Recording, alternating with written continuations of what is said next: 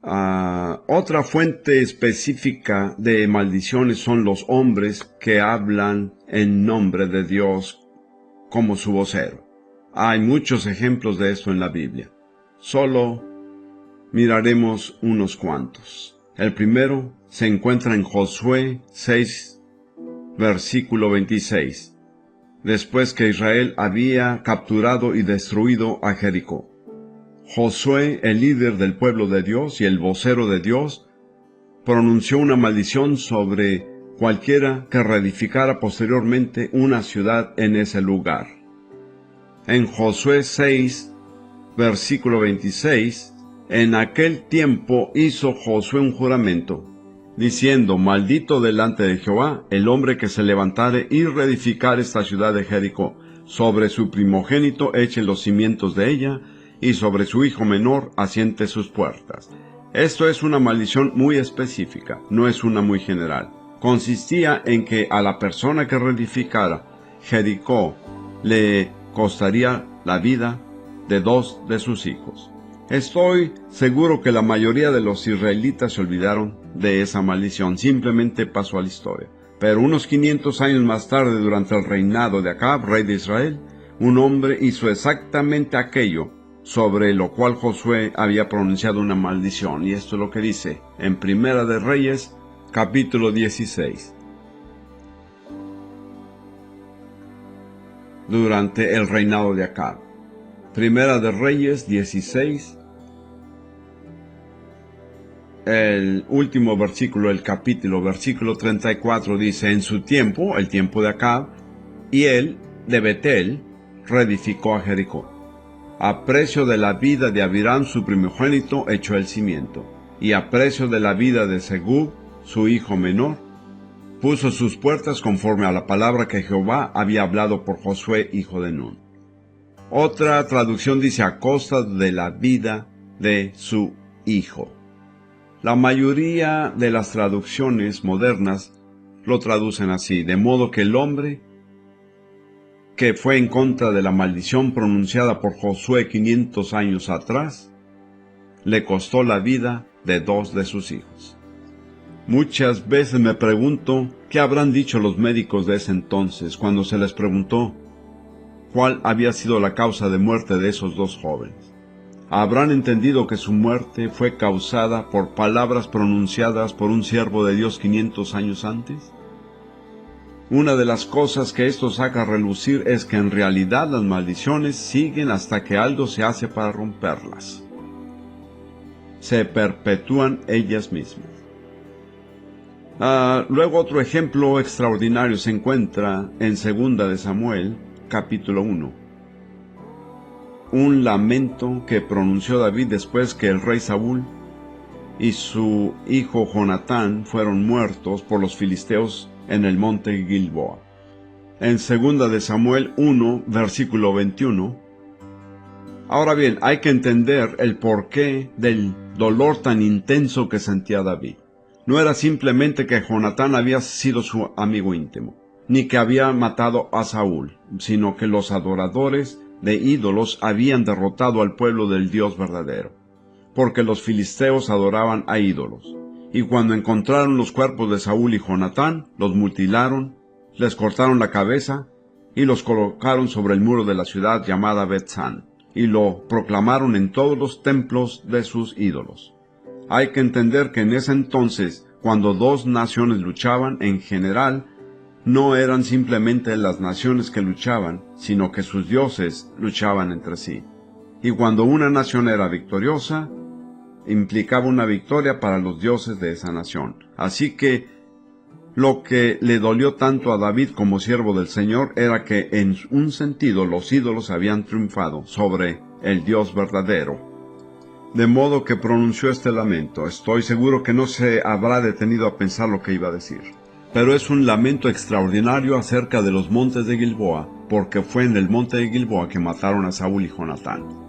Montes de Gilboa, ni rocío ni lluvia caiga sobre vosotros, ni seáis tierras de ofrendas, porque allí fue desechado el escudo de los valientes, el escudo de Saúl, como si no hubiera sido ungido con aceite. De modo que David dijo que no cayera ni rocío ni lluvia sobre ellos, y que no fueran tierras de ofrendas. Estas palabras fueron pronunciadas 3000 años antes. Después que los judíos regresaron a su tierra, empezaron a sembrar árboles y a cultivar una vez más toda la tierra. Y es sorprendente cómo han logrado que crezcan árboles sobre sus montañas. Pero al llegar al monte de Gilboa, tuvieron problemas totalmente imprevistos cuando trataron de hacer crecer árboles. Así que las palabras de David pronunciadas 3000 años atrás todavía influían en la situación en el monte de Gilboa en ese momento. Luego hay otro ejemplo en Segunda de Reyes, capítulo 5, no tenemos que buscarlo. Dios había usado al profeta Eliseo para sanar a Naamán el asirio. Eliseo rehusó recibir cualquier regalo de Naamán porque no quería que éste pensara que podía obtener su sanidad con dinero.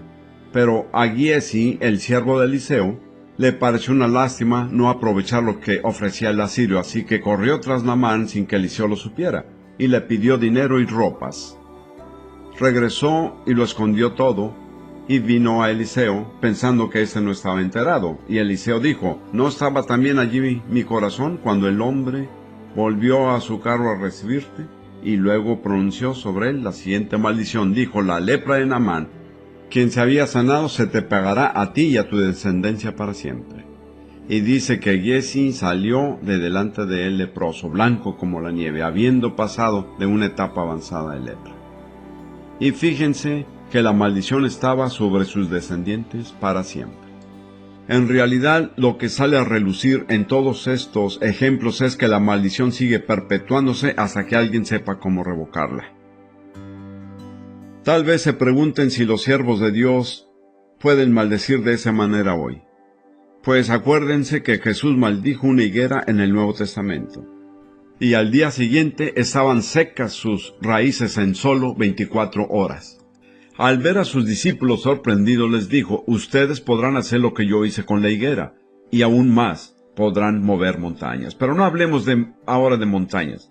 Jesús les dijo que podrían hacer lo que él hizo con la higuera. Bien, siento cierta aprensión al relatarles lo siguiente, pero es algo que me pasó. En 1965, yo formaba parte del liderazgo de una iglesia ubicada en un barrio pobre de Chicago. Ahí mismo, al lado de la iglesia, con una gran pared en la esquina, estaba un bar, o lo que algunos llaman una taberna. Y era un lugar de mucha maldad. No solamente vendían bebidas alcohólicas, sino drogas, y además era un centro de prostitución. Se practicaba mucha maldad allí y se encontraba juntamente al lado de la iglesia. Pues, más o menos en agosto, tuvimos una reunión de oración en la iglesia y como ministro yo estaba en la tarima. Y en cierto momento, sin premeditarlo, me vino a la mente ese bar y dije entre mí que realmente era una afrenta a Dios que estuviera allí mismo donde entraban las personas a la iglesia. Así que me puse de pie y dije, pronuncio la maldición de Dios sobre ese bar o taberna. No lo pensé más. Unos 2 meses después me llamaron a eso de las 4 de la madrugada para decirme que la iglesia se estaba incendiando y me preguntaron si quería ir a ver. Pues era en pleno invierno en Chicago y la temperatura era de 20 grados bajo cero. No quería ir a ver al incendio, pero me pareció que si me quedaba allí sin hacer nada mientras la iglesia se incendiaba, daría mala impresión. Mi primera esposa y yo nos metimos en el auto y fuimos allí, y efectivamente unas 2 cuadras se veían las llamas. Sin embargo, cuando llegamos descubrimos que no era la iglesia que se estaba incendiando, sino el bar. Pero, como saben, Chicago está situada a orillas del lago Michigan y el viento estaba soplando de tal manera que las llamas llegaban hasta la iglesia. Estando nosotros allí observando sin poder hacer nada, el viento empezó a soplar en dirección opuesta y las llamas se alejaron de la iglesia. Al día siguiente, el bar había quedado destruido y la iglesia no había sufrido ningún daño sino el daño ocasionado por el humo. Al ver aquello, yo me pregunté, Señor, ¿soy yo el responsable? Quiero decir, no estaba bromeando.